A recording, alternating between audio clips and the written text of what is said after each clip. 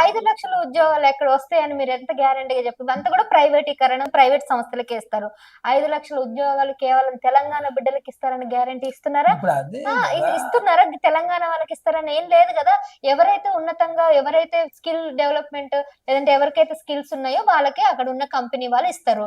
ఎక్కడ కూడా రాసియారు కదా. ఇప్పుడు కర్ణాటక రాష్ట్రంలో కేవలం మా కర్ణాటక వాళ్ళకి ఇస్తేనే మేము ఇక్కడ మీకు అవకాశం ఇస్తాము అని చెప్పట్లేరు కదా మీరు కూడా.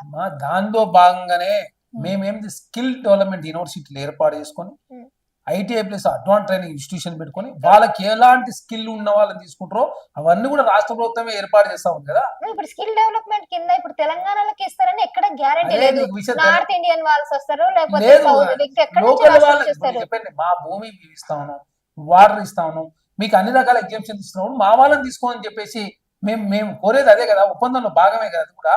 తెలంగాణ వాళ్లకు తెలంగాణలో కంపెనీలు పెడితే తెలంగాణ వాళ్ళని తీసుకుంటేనే కదా లాభం. పక్క రాష్ట్రాలు తీసుకుంటే తెలంగాణకి ఏం లాభం? ఎన్ని పార్టీలు వచ్చి ఎన్ని రకాలుగా ఎంతమంది నిరుద్యోగులకి అటు బిఆర్ఎస్ ప్రభుత్వం అట్లనే విద్యార్థులకి మాకు అందరికి అన్యాయం చేస్తుంది. ఇప్పుడు కాంగ్రెస్ ప్రభుత్వం వచ్చి కూడా అదే పని చేస్తుంది.